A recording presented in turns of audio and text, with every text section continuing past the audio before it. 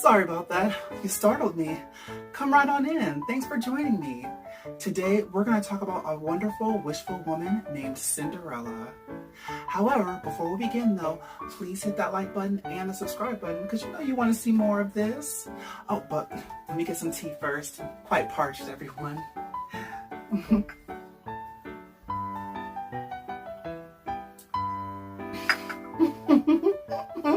Pumpkin spice is my absolute favorite. Okay, so now without further ado, everyone hold on to your slippers because this is gonna be a ball. This is Princess Pathologies, Cinderella. Enjoy, everyone.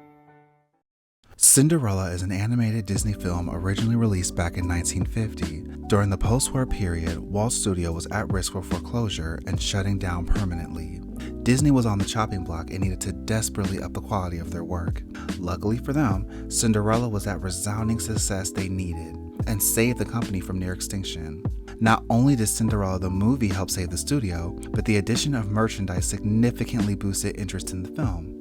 Cinderella is the story of a girl who goes from rags to riches by never losing faith in her dreams. Her familial forces try desperately to stop her at every turn, but through it all, she remains ever so kind and optimistic. Though no Disney heroine comes without criticism, and that includes our Cinderella. Let's take a look at some of her biggest criticisms, assess the validity of those claims, and go deeper into why she is the way she is. People often say that Cinderella's competence is diminished or non-existent because her animal friends and godmother must save her, rather than Cinderella saving herself. The main examples used include the scene with her mother's updated dress, the appearance of her fairy godmother, and the scene where she is locked away by her stepmother, Lady Tremaine. Let's review each one. Let's start with her mother's dress. Cinderella wanted to revise her mother's old dress so that she could have something to wear to the ball. When Cinderella tries to make time to work on her dress, her stepfamily purposely keeps her busy by helping them prepare for the ball instead. With Cinderella preoccupied and kept busy, she never had time to work on her dress. That sounds like a very realistic issue that most of the world can relate to. Cinderella faced very real challenges that realistically kept her from accomplishing her desired task in a timely manner. We get so busy with the demands of life and family that we sometimes don't even have the time to treat ourselves. That doesn't make her any less competent as a woman. If that were the case, humanity would be pretty pathetic. Cinderella wanted to customize her mother's old dress. She was pulled away, so her closest friends took over the job for her to help counter her family's evil.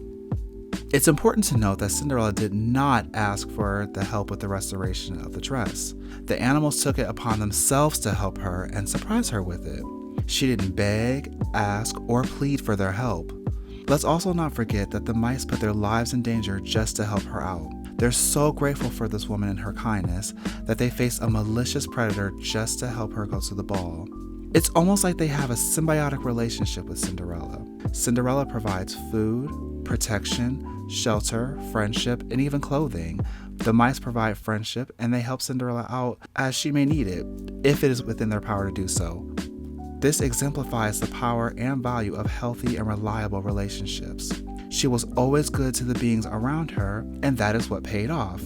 The true lesson here is to be good to others, and they will be good to you in return when you need them. As an individual, I never take my friends for granted. Who told you guys that? And asking for help doesn't make me any less independent as a woman. Remember, girls, if you got help, use it. I mean, yeah, I gave them food, clothing, shelter, a place to live. And, in return, they kind of rescued my entire life. But, if you got if you got the friends there, go ahead and enlist their help. Why not? We're friends. Now let's take a look at the appearance of the fairy godmother. Some people feel that this was yet another save afforded to her that she should have done herself. Let's dig a little deeper on that.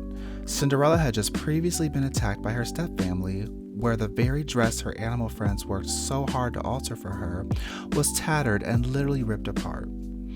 This dress took bits and elements from existing fabrics and beads found around the house that her stepsisters had totally deemed as trash and unworthy of wearing. To our knowledge, her birth mother's dress was the only nice garment she had, and it was used as the base of the dress she was attempting to leave to the ball with. This would mean that Cinderella had no other options.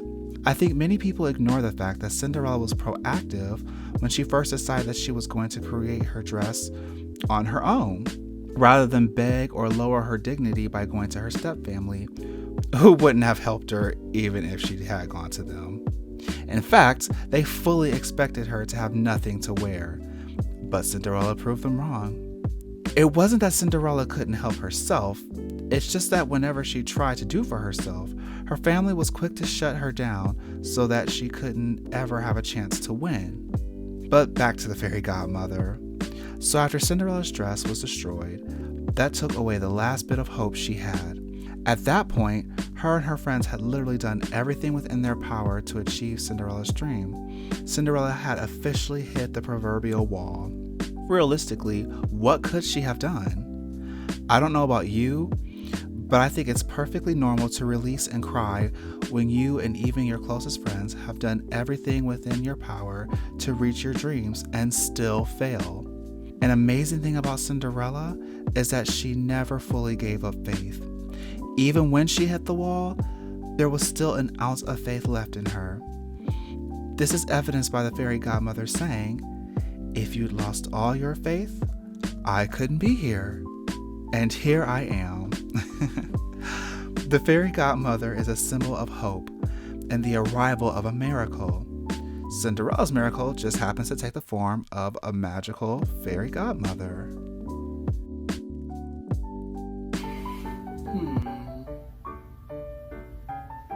You know, miracles happen every single day. Every single day. And you guys are just hating because mine came in the form of a chunky, sweet, elderly lady who was completely magical and had the ability to turn my life around at a time where I was powerless and couldn't do anything for myself. And you're mad about it. You know, now that I think about it, my story is one of the first ever to even talk about the concept of a fairy godmother, yet I somehow knew this bit when she arrives. How does that work? How I just magically knew her. You know, I don't know what it was. It was just something inside of me that just said, you know what? This is your fairy godmother. Yeah. And now that I think about it, why did she wait to my lowest point to help me out? Like, did you just sit there and watch me the entire time? Like, did she just sit there and watch me the entire time and watch me suffer? Thinking, I think I'll help now. To make myself look like, it did make you look better than what you really are. Like, really, you could have came sooner. Like, really, 18, 19 years and you just let me be abused like this? Like, now that I think about it, like, you tried it. Like, you waited way too long. And then let's talk about the whole 12 o'clock thing. Like, why till midnight? You know? That doesn't make any sense. Midnight? Alright, let's talk about when Cinderella was locked away by Lady Tremaine so that she couldn't have a chance to try on the slipper when the Grand Duke arrived. In this segment, Lady Tremaine storms around the house frantically trying to wake up Anastasia and Drizella to inform them that the Grand Duke will be arriving at any time for the fitting of the glass slipper. As Lady Tremaine explains how the woman who can fit the abandoned slipper is guaranteed the prince's hand in marriage, Cinderella becomes dazed and goes off into another world in her mind as she recalls her magical time spent with the prince, which was arguably the happiest time in her entire life. While Cinderella is in a glazed state, Lady Tremaine comes to the realization that Cinderella too is an eligible maiden that by royal decree must try on the glass slipper. As she looks with literally the green eyes of envy, she devises the plan to lock Cinderella up in her room so that she couldn't have a chance to marry the prince. It is here where many viewers complained that she should have saved herself. In the movie, Cinderella's room was high atop the chateau, with only a window and a locked door as options for an exit. Let's look at the situation for what it is. The door was completely locked, and the room's window is high up in the chateau. Had Cinderella attempted to escape through the window, she would have most likely fallen to her demise. In any scenes of Cinderella in her room, she has nothing in there that she can use to save herself. I would understand a little bit more if she had an axe in her room that she could have but chose not to use and decided to cry and plead instead. Like any normal person would in that situation, Cinderella called on her friends to help her. The mice retrieved the key from Lady Tremaine. Then Bruno the dog scared away Lucifer the cat from keeping the mice from contacting Cinderella to deliver the key to her. While the writers did put Cinderella in a position where she was helpless, it should not be overlooked how it happened. She was aided by her loyal friends who cared about her well-being. Remember, her rescuers weren't random bystanders or people who were seen as more powerful or capable than her because of their gender or status. They were all disenfranchised beings who worked together for freedom, safety, and arguably justice. There's a difference between getting saved by others because you're created as an incompetent character who needs to one-sidedly rely on others to exist, versus being saved by those whom you share a reciprocal and mutual relationship with. So, I'm absolutely baffled about the fact that people say I'm a bad example for girls. How? Like, first of all, I'm the second oldest Disney princess, okay? I am the second oldest. The only one who sits over me is Snow White. And even then, she doesn't really get the spotlight that much. So, for y'all to be saying that I'm some bad example when she set the precedence and I do better than her, y'all trying it. You know, I do see, my younger sisters, like Merida, Moana, Mulan. And, I do see talented, strong, capable, beautiful, independent women. But so am I. Y'all trying it.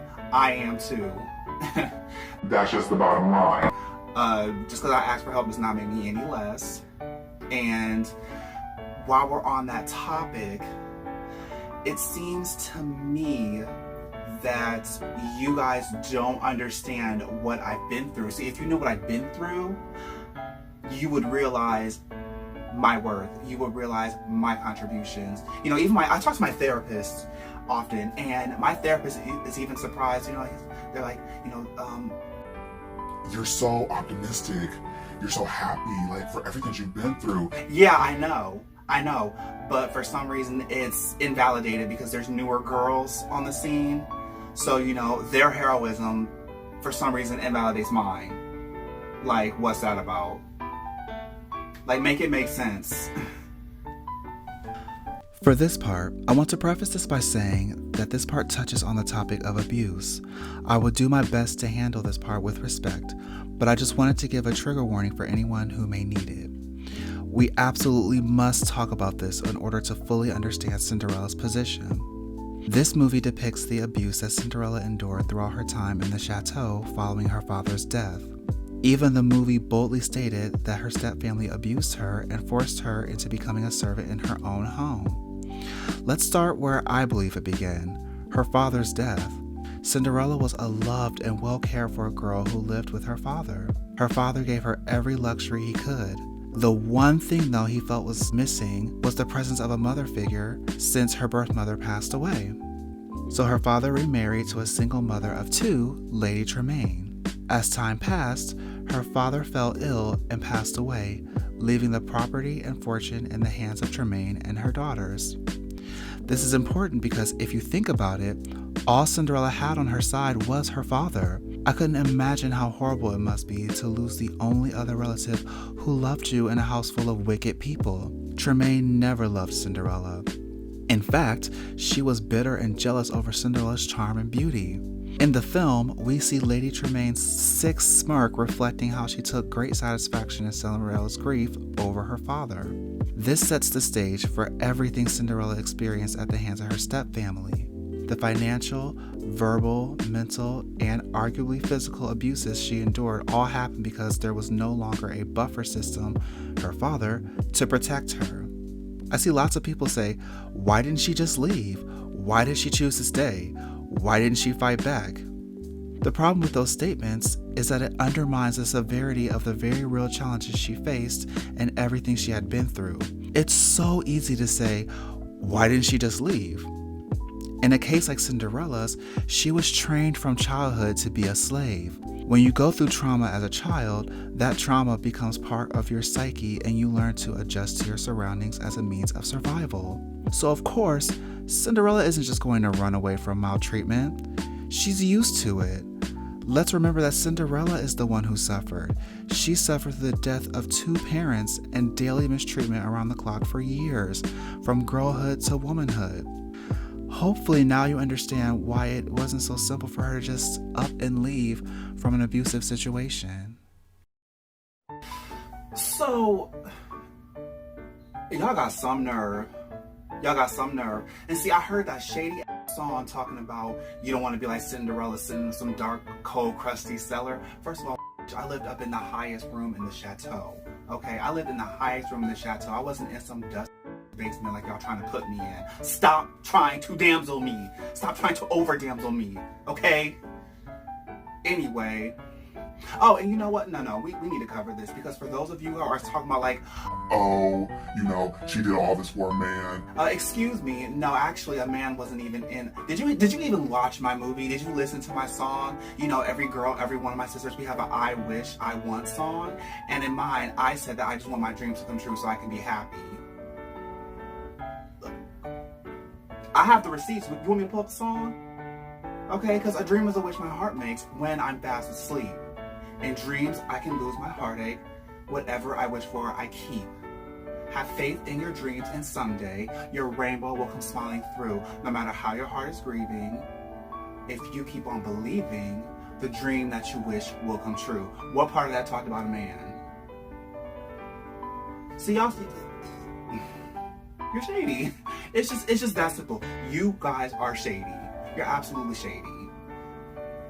I'm in some dusty cellar. I need to be rescued. No, I don't. And actually, I made the decision to go to the ball. I made the decision to talk to that man who, by the way, I didn't even know was a prince. I wasn't there for that. I just wanted to have a normal night like every other girl. Like every other girl. If you were trapped in the house for 18 or 19 years, how would you feel? Wouldn't you want to go outside and do something? Actually, I was just talking to my sister Rapunzel about this the other day. Like, we want to go outside. Like, we understand what that's like. Like, we don't want to be kept up in some tower all day with nothing to do but cooking and cleaning. But for some reason, y'all give her more respect than you give me. Okay, even though she enlisted the help of Flynn and Pascal, but y'all don't want to talk about that. Y'all just want to continue to invalidate my story. But that's okay. That's okay. I just want y'all to remember that I made the decision to escape. I made the decision to marry the person that I wanted to marry. And my original dreams had nothing to do with that. Thank you. Where's my damn tea?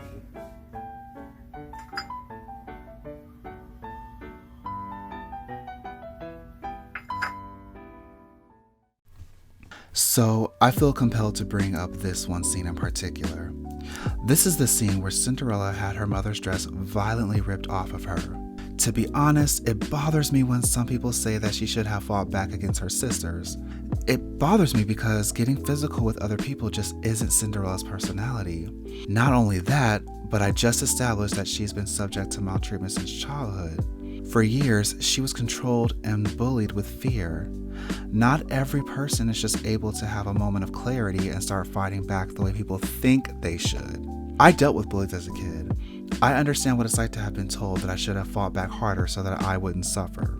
As a person who has been through that, I would never blame the sufferer, and none of you should either. Sometimes we feel we are powerless in certain situations, and many times it can stem from childhood psychology. Going back to the previously mentioned scene, we should hopefully understand Cinderella a little better when it comes to her reaction. When you think about it, not only was the hard work of her friends destroyed, but the only shred of her mother she had left was desecrated, leaving her with nothing but memories of her mom, whom she doesn't even remember all that well. I also want to take a moment to touch on Cinderella's femininity. Cinderella's femininity has been looked down on for decades now because it does not align with what's trending for women in modern media. We see newer princesses like Merida, Mulan, or Moana and easily dismiss the value of a Cinderella. Femininity comes in a variety of forms and should all be respected. Don't you think it's a bit problematic to tell girls that they should always be able to handle themselves regardless of the situation? I mean, that's a lot of pressure. I am also in full support of teaching girls and women to use their own skills and wits to save themselves from a situation, But I do not support completely putting down another woman's femininity to do it, especially if she isn't a one-dimensional problematic archetype. Believe it or not, there are women who want to be damsels in distress. They want to be saved by someone and idolize their heroes. They like the idea of being taken care of and protected. Some women want to be housewives. While that may make the average woman sick to her stomach, those women should still be respected as well as their femininity. After all, isn't part of being a woman about having choice? Rather than being a lone wolf, Cinderella chose to use teamwork and collaborative efforts to get the job done when she was in a sticky situation. You know, some of you all love to cherry pick elements of my story and use the parts that back up your narrative. But this was 17th century France. Like, y'all really expect me to just like get out the house and run somewhere and there was gonna be some kind man or woman to take me in? Are you kidding me? Do some research on how women were treated back then and you tell me if it's a smart idea to just go outside and get some help. I'll wait. Because you're crazy if you think, like, do you know that unspeakable things will happen to women back then? I mean, unspeakable things happen now, but back then it was far, and y'all just want me to just get out? Like, okay, my situation was terrible, but it wasn't worth me leaving to something potentially far worse. Like, no, like, I'm seeing my therapist, everything's fine, I'm coping, I'm happy, I'm happily married, like, life is great. You know, at the end of this, well, not this perfectly perfect year, because this has not been perfectly perfect, but the point is that I'm good. And back then, I did the right thing for me. You just didn't want to see that. But it's okay, because you know why, girls? I got something for y'all. You see this? You see this? This is my friend for 2020 and 2021 and thereon. Actually, it was my friend after I got married. I just didn't put that out there because I didn't want y'all to think less of me, but you already think less of me anyway. So yeah, this is my best friend. I take him everywhere I go. He's silver, just like the color of my dress is supposed to be. But you know, we won't get mad over little details. But yeah, I'm all caught up with times, girls. I'm all caught up with the times. You know, I haven't spoken to Drizella or Anastasia in a while. And, you know, last we saw those girls, well, you know, Anastasia was kind of getting a little bit better. You know, her and I are on better terms. We still don't really talk all like that. But, you know, at the time when they thought they were cute, snatching that dress off of me, had I known then what I know now, I won't go further than that. In closing, Cinderella is far from a perfect movie. This analysis isn't meant to absolve the movie of its flaws, but merely argue that Cinderella deserves more credit than what she's been getting over the years. Every time a new princess comes out, she ends up getting slighted more and more. She deserves more love, more respect, and more thought from critics and fans when evaluating her worth and contributions to girls and boys. I don't want to continue seeing all the hate and bashing for a character that doesn't really deserve it, especially considering what she has been through. It's okay to criticize her or any fictional character, but there's no need to throw the baby out with the bathwater. Cinderella has plenty of wonderful attributes and lessons that are very healthy, like positivity, optimism, teamwork, friendship, keeping faith, and most importantly, believing in your dreams. I love Cinderella. She's my second favorite Disney princess. For me, she exemplified a true dreamer. She never lost sight of who she was, what she loved, or what she wanted. She kept holding on in hopes that one day better times would come. There are times where life is hard and we feel like we want to give up. Cinderella gave us hope. She showed us the difference between a healthy support system in relation to a toxic one, and what trust, kindness, respect, reciprocity, and loyalty rewards you with. I hope you all can at least walk away with a little more appreciation for her after watching this video, if you had little to none. And that, my friends, is Cinderella's Princess Pathology. Let's give Cinderella her well-deserved flowers. Thank you so much for watching. If there are people you know who need to see this video, then please, please, please share it. Don't forget to leave a comment, and don't be afraid to talk to me. I don't bite. It's quite a long process to make a video like this. I'm a newer content creator when it comes to doing this format, so I have a lot to learn. I'm currently also a broke college student with a demanding workload. I plan on making Princess Pathology a full series, but it takes time to do this, and a lot goes on behind the scenes. However, if you loved what you saw and would like to support me beyond YouTube, you can donate to my Cash App or PayPal in the description box below. I have a Patreon coming soon, so if there is anything censored, or if YouTube does decide to do what it does, they will all be on Patreon uncensored, and there will also be additional skits. So become a patron when I get that together. Become a patron. Yeah, and you can see all the rest of the skits. I don't include some of them because I just don't want to chance it with the way YouTube is ran. Yeah, so that'll just be additional content for patrons. This is JoJo signing out.